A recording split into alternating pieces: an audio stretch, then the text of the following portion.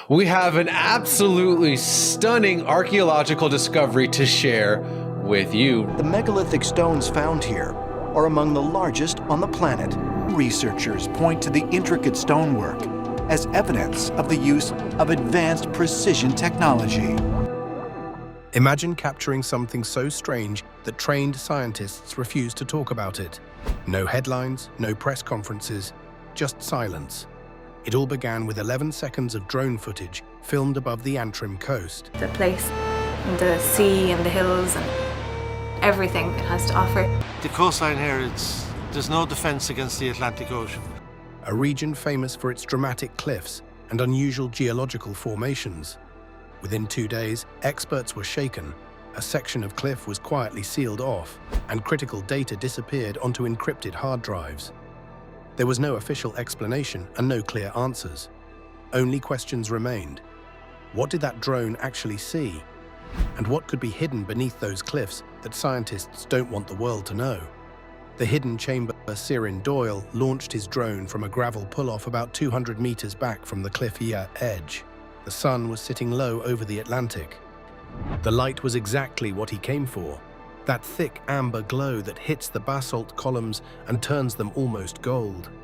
He sent the drone out over the water, swung it back toward the cliff face, and let it hover while he watched the feed on his phone from the car.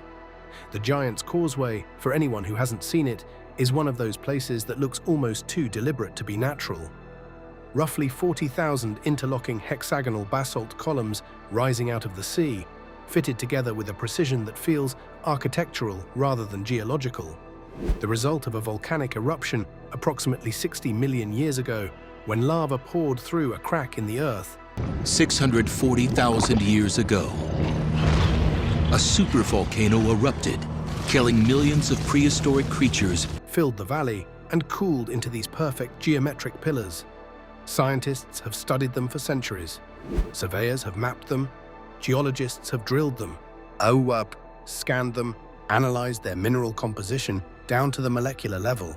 There is no stretch of coastline in Northern Ireland that has received more scientific scrutiny.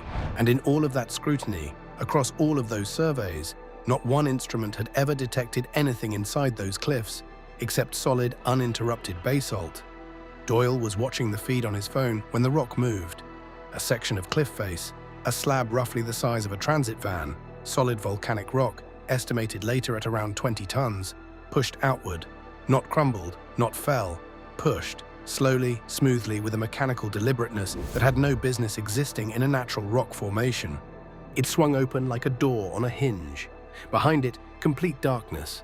Not shadow, not the kind of dark you get when a cloud passes over the sun. Total, absolute, lightless black. As if whatever was behind that stone had been sealed away from light for so long that the darkness itself had become something dense. 11 seconds. Then the stone returned to its original position, flush with the cliff face, seamless, invisible. If you walked past it 1 minute later, you would never know it had moved. There was no crack, no gap, no displaced gravel, no trace of what had just happened. Doyle sat in his car and watched the clip 6 times before he did anything else. He thought about lens distortion. He thought about the evening light playing tricks through the camera sensor. He zoomed in on the shadow line where the slab had separated from the cliff face and watched the darkness behind it shift as the stone moved, and he understood that whatever this was, it was real. Something back there was actually open. He uploaded the video that night. By the following morning, his phone hadn't stopped ringing. The scientist who couldn't look away. One of the calls that first morning came from Dr. Sarah Brennan, a senior geologist at Queen's University Belfast, with 15 years of field experience specifically studying the Antrim basalt formations. Brennan is not a person given to excitement about viral content. She has dozens of published papers on volcanic rock structures across the North Atlantic. Her colleagues describe her as methodical to the point of being almost severe. Someone who simply does not engage with things she cannot verify. When the clip was forwarded to her by 3 different colleagues, she nearly didn't watch it. She watched it twice. Then she called Doyle. She told him plainly that either his footage violated every established principle of basalt geology, or it was the most technically sophisticated fabrication she had ever seen. She wanted to find out which. She drove to the site the next morning with her ground-penetrating radar equipment. This ground-penetrating radar technology is revealing evidence, undisputable proof.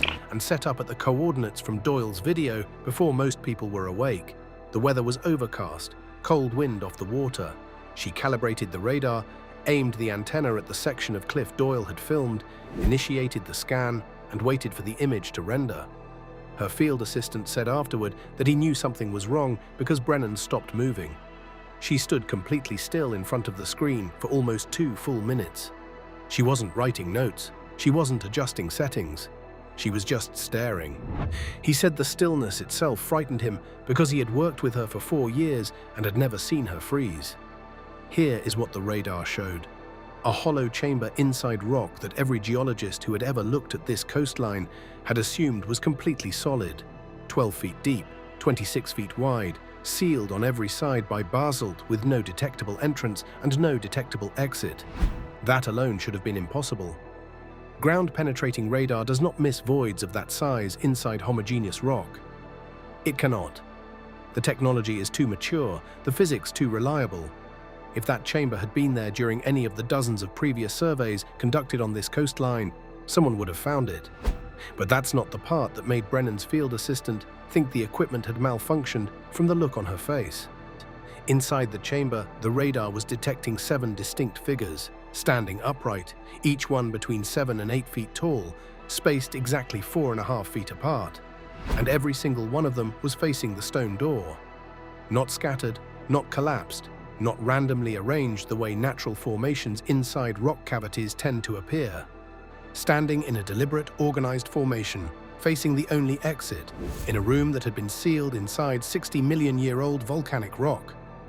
What shouldn't be possible? Let me stop here and make sure the full weight of this lands, because it's easy to hear a detail like that and move past it without really sitting with what it means. Basalt is not sedimentary rock. It doesn't build up slowly around objects over time the way limestone or sandstone does. Basalt is cooled lava. Basalt is a type of volcanic rock. It's also an extrusive volcanic rock. The only way anything ends up inside basalt is if it was already there, in position, when the lava was still liquid, still burning at temperatures above 2,000 degrees Fahrenheit. The volcanic eruption that created the Giant's Causeway happened 60 million years ago.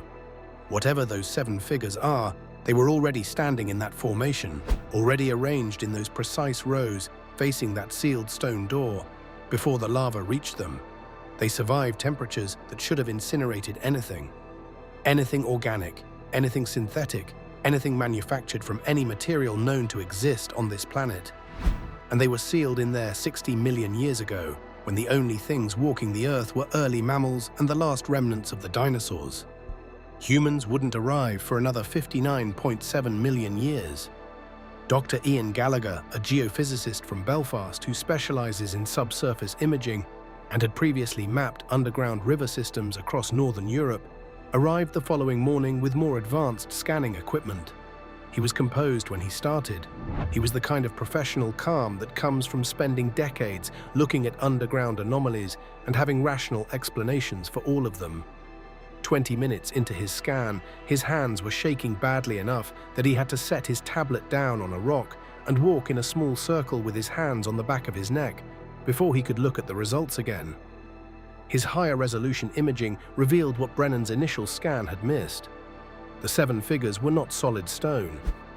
They were hollow shells, thin outer casings with empty interiors, structurally intact, geometrically precise, but hollow, like cocoons, like pods that had once contained something living, or perhaps still did. The shell material itself returned composition data that Gallagher's instruments simply could not classify. It wasn't matching any known mineral profile, any synthetic polymer, any metal alloy. It was something that shouldn't have survived contact with molten rock. Not for 60 million years, not under that pressure, at those temperatures, for that duration. Yet the shells were intact, structurally sound, as if the lava had flowed around them and they had simply waited inside it for the rock to cool and the world above them to figure out what it was doing. Within 2 days, the relevant government agencies had been quietly informed, encrypted communications, closed-door briefings, and the site that Dr. Brennan had spent 15 years studying was already slipping out of her hands. Hollow figures. An environmental agency team arrived at the site within 48 hours and released a public statement almost immediately. The drone footage was a trick of light on wet basalt. No chamber existed, no anomalies had been detected. The coastline was perfectly normal. Everyone could go back to planning their summer visits, but their own lead consultant, the scientist they had brought in to verify the site, refused to sign the report. Dr. Brennan was handed the draft statement, read it twice, and pushed it back across the table without touching a pen. Colleagues who were present said she then opened her laptop, reviewed the raw sonar data one final time, closed the screen, and said nothing for the rest of the meeting. She submitted her resignation the following week. Her letter was 4 sentences. The last one read, "I have seen enough." The agency moved quickly after that. Heavy steel barriers went up around the entire section of cliff. Bright yellow warning signs, coastal erosion, falling rock hazard, area closed to the public. It's a perfect cover, simple, boring. The exact kind of thing nobody asks follow-up questions about. And if you walked past those barriers today, the park ranger stationed nearby would give you that same explanation without a single change in expression. Stepping inside the historic main Boulder Ranger Station is like going back in time and reliving history. Everyone who had seen the scans knew exactly why the cliff was off-limits. And what happened next confirmed every fear they hadn't been willing to say out loud. Vanished without trace. Before the research team was formally removed from the site, Dr. Brennan made one final visit. 4 days after the original scan. Standard scientific procedure. Run a comparative scan, confirm the data, document any changes. She expected everything to look identical. She was almost hoping it would, because a static image would be alarming but manageable. It would mean whatever was inside that rock had been there for 60 million years and wasn't going anywhere. When the new scan loaded on her screen, she grabbed the edge of the equipment case with both hands to steady herself. One of the figures was gone, 6 remained. The formation was intact otherwise.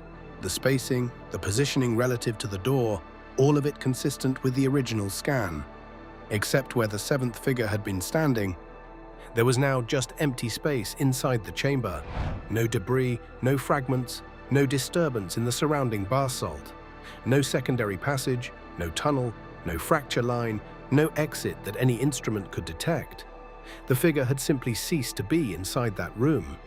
Ciaran Doyle, who had understood the significance of his footage almost from the moment he uploaded it, had installed a motion-activated camera aimed directly at the relevant section of cliff face the day after his original recording.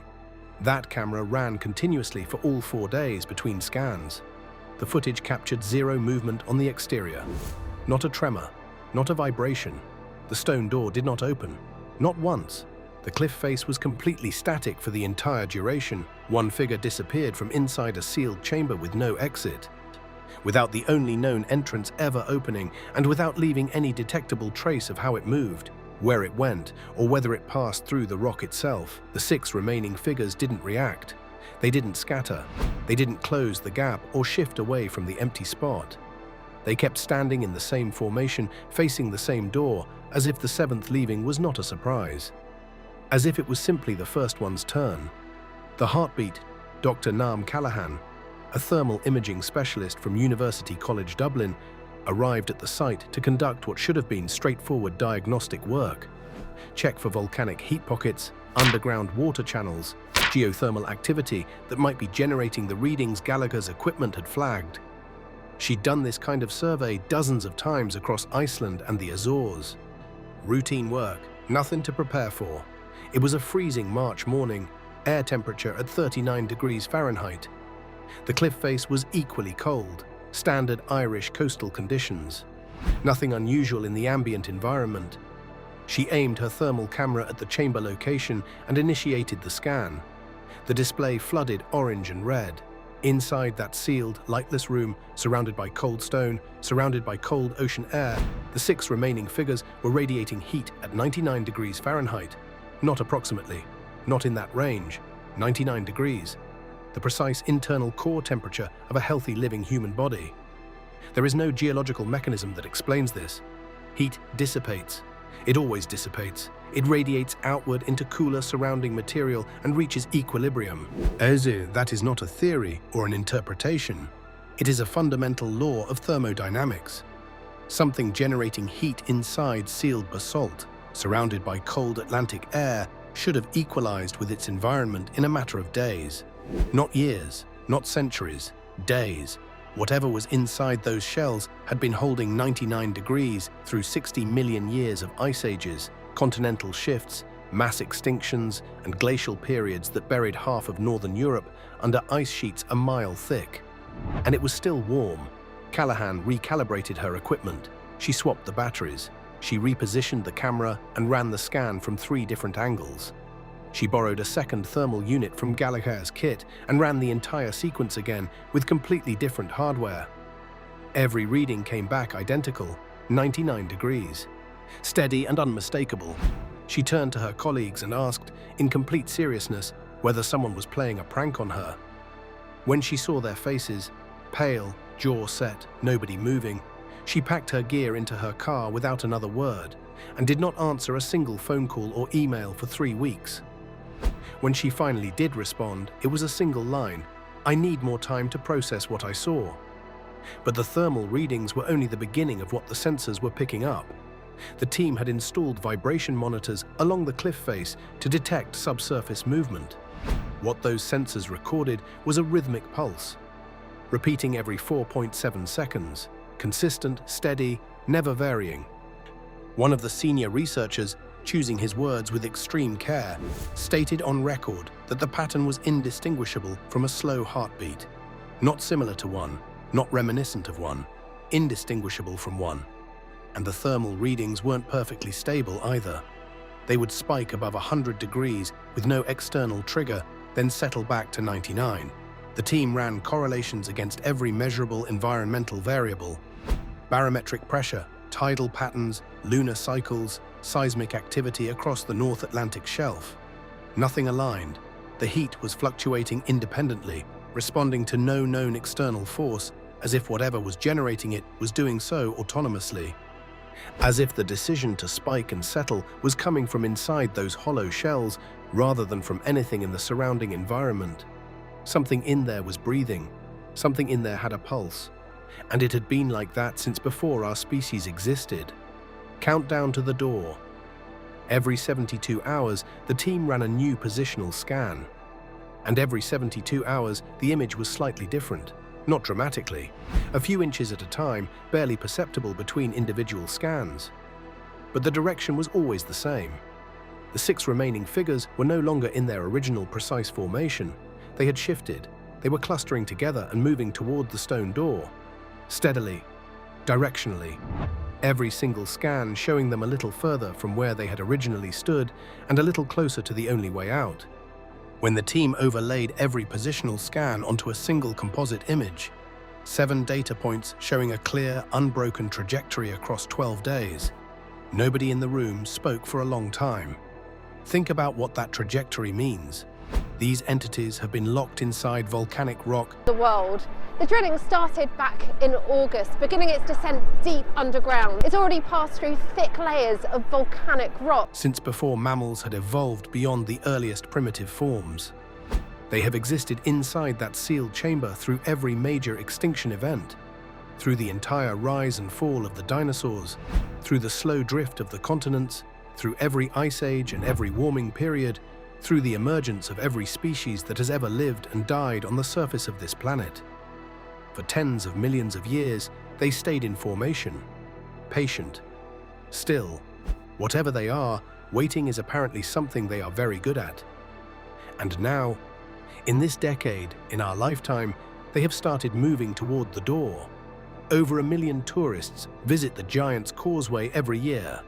Families with children, school groups, couples on holiday, people eating lunch on those black hexagonal stones and listening to guides tell the old story about Finn McCool. Not one of them knows that 39 feet behind the cliff face they're photographing, 6 entities are warm, pulsing with a rhythmic heartbeat and moving inch by inch toward a stone door that has already opened once. The suppression Dr. Brennan didn't go quietly. Despite her resignation, she spent months compiling everything the team had gathered. The sonar data, the thermal logs, the vibration recordings, the positional scans, the shell composition analysis. She wrote a formal academic paper, had it reviewed by 2 trusted colleagues who confirmed her methodology was scientifically sound, and submitted it to Ireland's Geological Review Board. She believed, and still believes, that the public has a right to know what is inside their most famous national landmark. The board rejected it immediately. Faulty equipment, flawed methodology, insufficient evidence. Case closed. A colleague who sits on that board contacted her privately afterward. Off the record, on a phone that couldn't be traced back. He told her the rejection had nothing to do with her science. The real concern, relayed to the board through channels nobody wanted documented, was what publication would actually do. If peer-reviewed evidence emerged showing biological heat signatures and rhythmic pulses inside 60-million-year-old rock, it wouldn't just be a scientific story. It would shatter the foundational assumption of every field that deals with the history of life on this planet. Every timeline of intelligence and biological complexity would have to be completely reconsidered. Every textbook, every museum exhibit, every established academic consensus about when and how life developed on Earth, all of it thrown open, and the institutions responsible for maintaining those frameworks simply were not willing to have that conversation. Not publicly, not yet, maybe not ever. In April, all monitoring equipment was removed from the site. The remaining team members were told explicitly, no publication, no interviews, no discussion online or otherwise. The message was clear: your career or your silence. Pick one. But the data survived. Ciaran Doyle still has his original drone footage on 3 separate hard drives, stored in 3 separate locations across Dublin. He checks them regularly to confirm the files haven't been remotely wiped. He told a close friend that he sleeps differently now, lighter, more alert, as if something in his perception shifted the night he watched that stone move and never fully reset. Brennan, Gallagher, Callahan, and at least 2 other team members kept personal copies of everything. Sonar data, thermal logs, vibration recordings, positional composites, time-stamped photographs of every equipment readout, all of it on encrypted drives that no agency can access without leaving a very visible trail. The evidence is real, it is verified, and it is safe. For 60 million years, something may have been sleeping beneath those cliffs. Now the signals are stronger, the movement is closer, and one of them is already out there, somewhere in the dark spaces of a world that doesn't even know it exists. The real question isn't what scientists found beneath the Irish coast. The real question is this: when the door opens again, will we even recognize what comes through it? And if it has already begun moving among us, would we even know?